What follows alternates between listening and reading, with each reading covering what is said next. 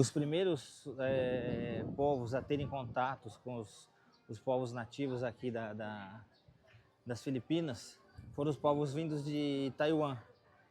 Então, e Taiwan servia a China, tudo, tinha muita influência chinesa, então trouxeram para cá o budismo, o hinduísmo, né? E a Índia também tinha bastante influência também na época no mundo. Então acabou trazendo para cá também o hinduísmo. Mas a grande virada mesmo, a história mais moderna da China, das Filipinas mesmo, começa com a chegada dos espanhóis. A expedição de Fernão de Magalhães desembarcou na ilha, aqui numa das ilhas das Filipinas, em março de 1521. E aí começou o colonialismo espanhol. No começo, esse colonialismo espanhol aqui nas Filipinas, ele era chefiado como um subgoverno. A Espanha governava o México e o governo do México governava aqui as ilhas Filipinas. Tá? Essa igreja é a igreja que conta bastante a história do país. O domínio espanhol terminou em 1898, com a invasão dos Estados Unidos aqui. Os Estados Unidos entrou aqui, invadiu, e em 1898 as Filipinas se tornaram um território americano. Os Estados Unidos prometeram entregar o controle da ilha para o povo filipino. Em 1907 foi assinada uma carta, um compromisso de entrega de governo para que se tornasse independente dos Estados Unidos. E em 1935, a Filipinas realmente se tornou independente dos Estados Unidos. Sendo assim, então, em 1935, os Estados Unidos assinaram uma carta de compromisso de que entregaria o controle das ilhas Filipinas para o povo filipino. Essa carta, durante 10 anos, ia ser formado um governo, ou seja, seria passado totalmente em 1945. Só que o que aconteceu? Em 42, o Japão invadiu o país e aí todo esse plano americano, esse plano filipino foi-se embora. Agora nós vamos mostrar aqui para vocês essa igreja. Essa igreja aqui, dentro dela, tem o Museu de Santo Agostinho. Tá? Nós vamos entrar lá dentro. Aqui dentro, então, eu vou falar um pouco baixo, por isso até instalei o microfone. Mostrar essa porta, gente. Madeira maciça, muito bonita, com a inscrição Casa de Jesus, o Salvador. Então, Yesu House Savior. Muito bonita. Essa é uma porta que foi construída por volta de 1560, mais ou menos. Aqui mostra como o Santo Agostinho chegou nas Filipinas. Ele saiu do México, como eu falei. México era um subgoverno espanhol que, quando descobriram as Filipinas, passou a governar as Filipinas. Depois, Filipinas passou para o domínio completo da Espanha. Mas no começo, o México, que era uma colônia espanhola, foi quem controlava as Filipinas. Isso foi bem no começo. Então, a expedição de Santo Agostinho se deu tentando achar um caminho mais curto, né? Não sabia-se dessa terra e encontrou aqui essas ilhas. Junto com ele trouxe o quê? E, como eu falei já lá fora, ele desembarcou em Cebu, né? Em 27 de abril de 1565 e trouxe o cristianismo. Essa é uma réplica da embarcação que Santo Agostinho usou para chegar até aqui. Vou mostrar um pouco de longe, um pouco de perto para vocês também.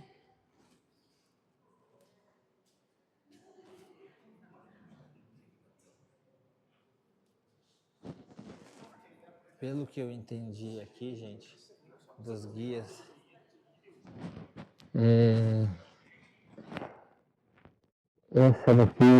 esse livro aqui, ele foi a primeira Bíblia a chegaram aqui nas Filipinas. Essa foi a primeira Bíblia.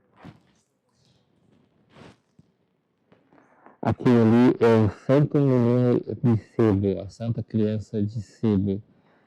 Né? Como era difícil para os aborígenes, para o povo originário daqui, aceitar uma nova imagem de um novo Deus como Cristo, né?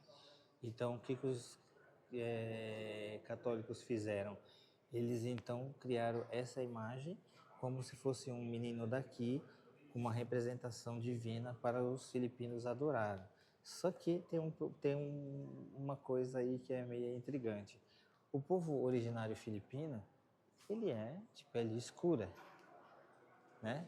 Só que o original foi feito com pele escura, como está sendo mostrado aqui nessa foto. Mas o Vaticano pediu que fosse refeito a imagem desse menino com um tom de pele mais claro. Né? Como nós vemos a imagem de Cristo, que era... não se sabe exatamente, né, como que era o rosto de Cristo naquela época, mas como a Europa pintou, mostrou Cristo para o mundo como loiro de olhos azuis, isso aconteceu aqui também, gente.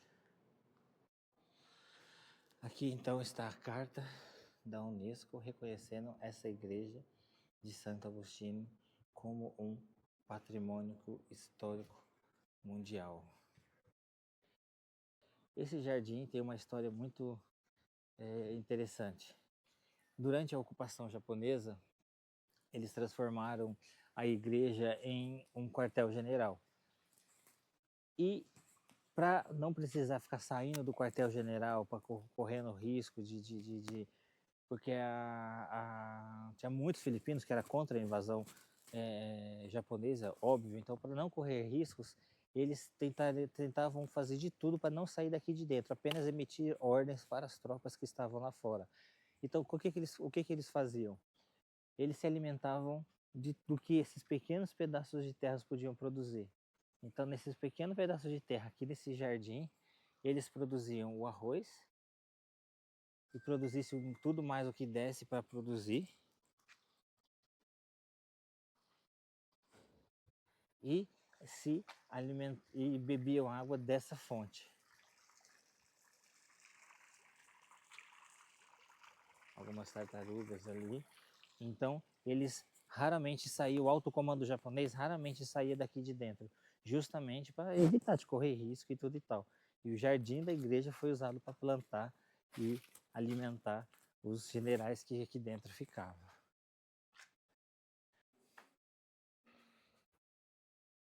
Uma sacristia. Aqui dentro, antigamente, eram realizadas as missas, tá?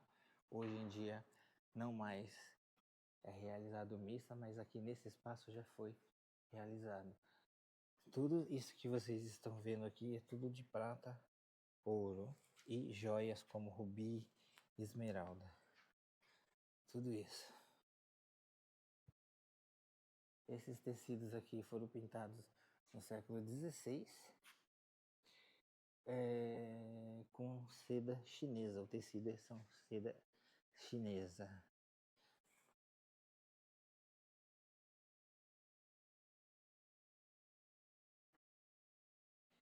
Esses armários aqui, gente, eram utilizados para guardar as relíquias da igreja, a roupa dos padres e freires, enfim. Só que durante a guerra, muitos filipinos entravam aqui dentro para se esconder dos japoneses, para não serem pegos. Um outro fato muito interessante também, gente, que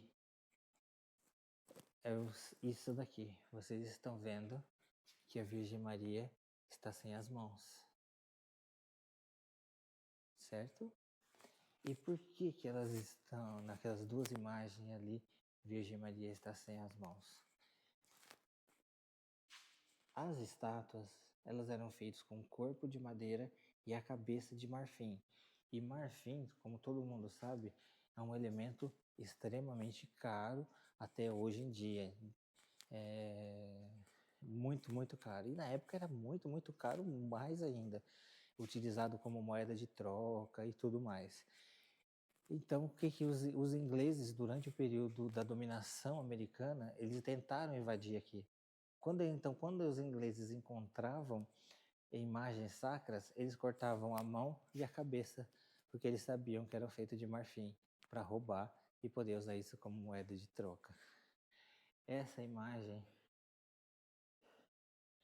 né, de Nossa Senhora da Consolação, aqui ela é feita de metal comum, mas a original lá dentro, ela é toda feita de prata e ouro, segundo fui informado aqui.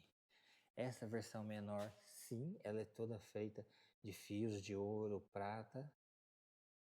E aqui está aquilo que eu falei, a Santa Criança de Cebu. Como vocês podem ver, já com um tom de pele mais claro. O eurocentrismo, ele causou isso. O eurocentrismo impôs ao mundo a visão que eles tinham do mundo. Então, de que a cor branca era melhor do que a cor negra, de que a cor branca era uma raça superior. Então, tudo aquilo que eles achavam que eram bons, que eram melhores, em termos de pessoas, personagens, eles tornavam as pessoas brancas. Isso acontecia muito. E vamos continuar, que ainda tem muita coisa para ver aqui dentro.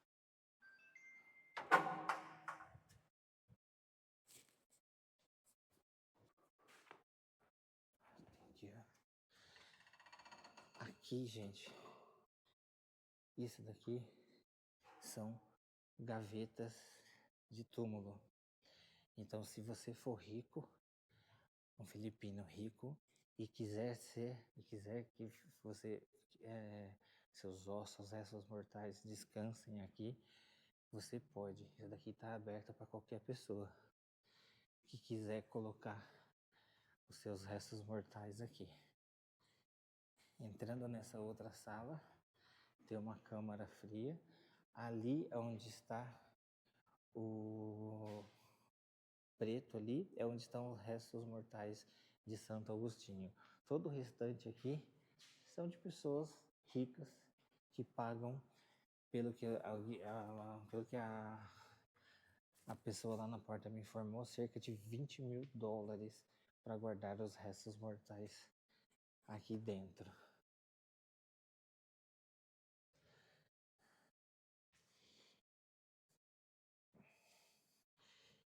Essa outra sala aqui era a sala de jantar deles. Tá? Era a sala de jantar. Então, era aqui que eles se reuniam para jantar, os frades, os franciscanos que viviam aqui dentro, tá? E ali em cima tem uma espécie de um altar, né? E quando tinha algo para ser dito, algo para ser falado durante o jantar, era ali que alguém subia e falava o que tinha que ser falado. As pessoas que viviam aqui dentro, gente, não poderiam tocar um no outro sob nenhuma hipótese.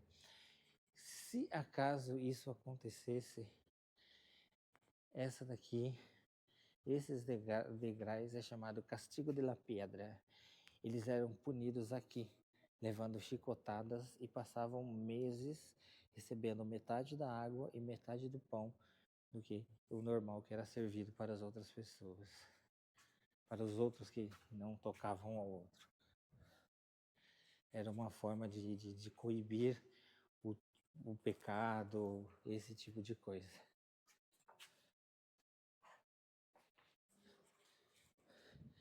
E vamos continuando que tem muita coisa para ser mostrada ainda.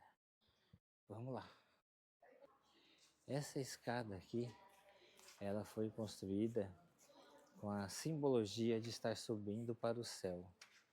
Por isso que lá em cima, no topo dela, existe um domo. Não sei se vai ser possível mostrar para vocês. É muito, muito alto, né? Então tinha a simbologia de caminhar, nela era simbologia de caminhar indo para o céu. Tudo aqui é de pedra.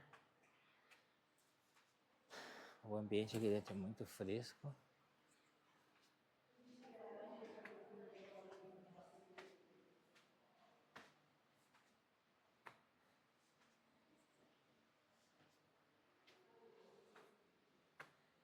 E muito cansativo também subir essa escada.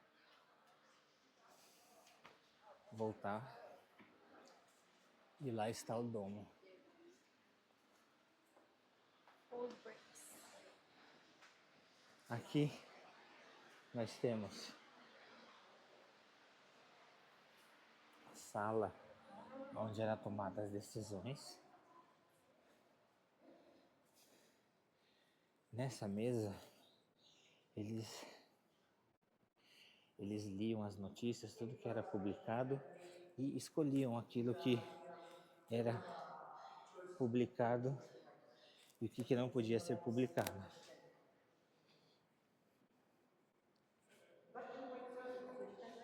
Essa era a mesa do conselho, tá? Então aqui, nos momentos que eles tinham que tomar alguma decisão na questão da religião, eles punham duas cores de papéis aqui, uma preta e branca, vários pretos, né, e vários brancos papéis. E aí a pessoa tirava daqui, os padres, os frades que moravam aqui dentro, tiravam daqui e colocavam aqui. E depois que todo mundo voltava, abria essa gaveta e fazia a contagem dos votos. E decisões que eram apenas sim ou não, por exemplo, o branco para não e o preto para sim, ou vice-versa. Então essa é a sala onde era tomado muitas decisões sobre o catolicismo aqui nas Filipinas.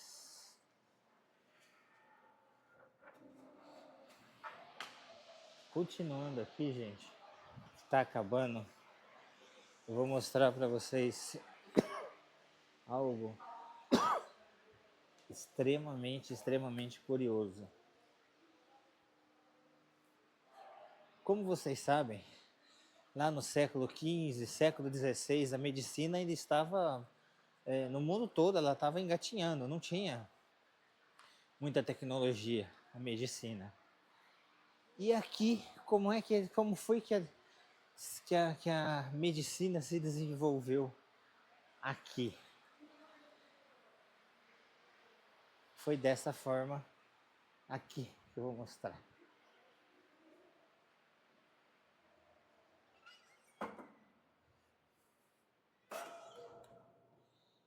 Esse padre, o Inácio Mercado, ele escreveu o livro das medicinas dessa terra. E esse daqui, o Manuel Blanco, ele era entendido sobre a flora. Ele entendia muito de flora, de plantas, para que servia cada planta, o que curava, o que não curava, e esse tipo de coisa. Então, o que esses dois fizeram? Eles se uniram e criaram a medicina aqui nas Filipinas. Com a ajuda deles, o padre Antônio Llanos, ele escreveu o primeiro livro chamado Flora de Filipinas. Aqui nós temos uma carta um manuscrito original de para que serve uma planta específica. Vocês podem ver aqui tudo em espanhol.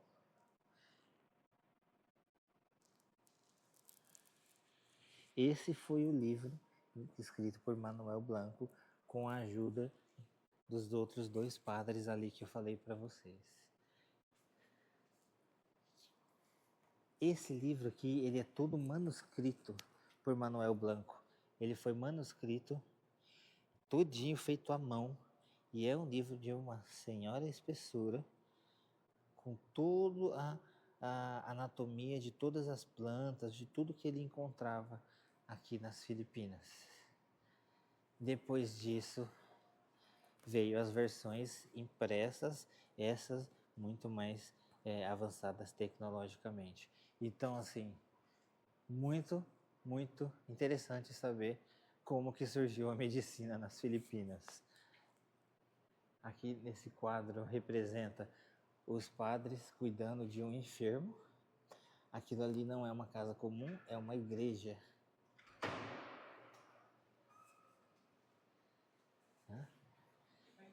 Eu vou confessar para vocês que esse salão foi o que mais me deixou assim curioso, porque eu não fazia ideia de como se tinha começado a medicina em nenhum lugar do mundo, muito menos aqui nas Filipinas.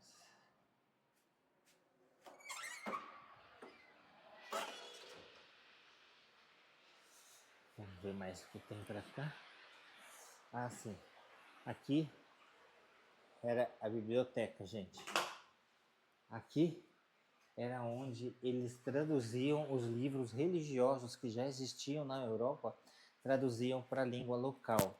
Segundo a guia, a estudante que estava conversando conosco, diz ela que a língua oficial das Ilhas Filipinas aqui foi o Psaya.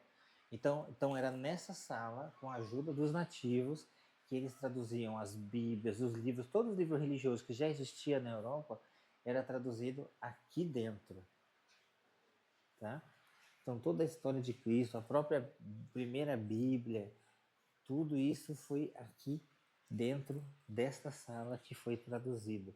Basicamente era uma sala visitada só por intelectuais, pessoas muito, muito inteligentes que dominavam plenamente os dois idiomas, né?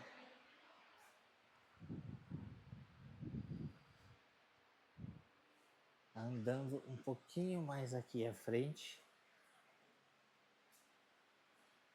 nós temos a igreja.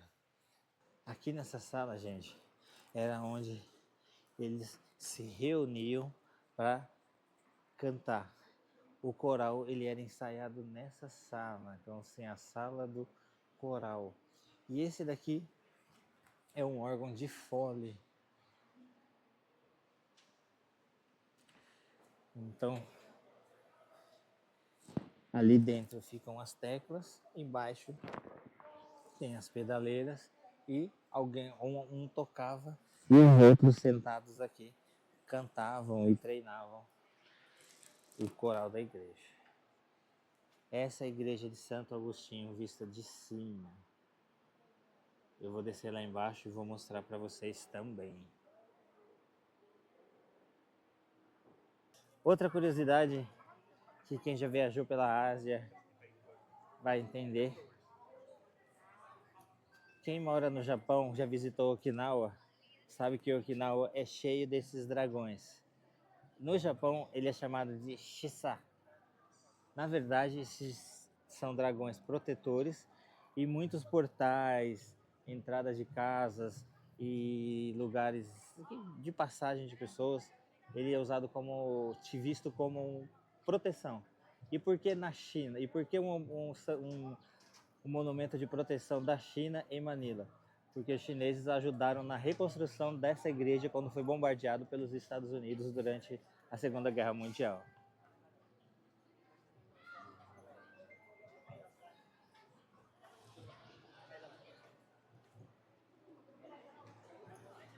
Essa é a igreja que nós vimos lá de cima. Nós estamos vendo ela por dentro agora. Não precisa pagar. É uma igreja gratuita. Aqui, o menino de sebo já com tons de pele mais escuro. Os filipinos meio que impuseram que ele fosse de tom de pele mais escuro, meio que até mesmo desobedecendo o Vaticano.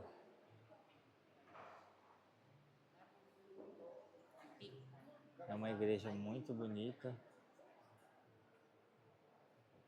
como a grande maioria das igrejas católicas. Muito, muito, muito bonita. A Catedral de Santo Agostinho está aí, a entrada é gratuita.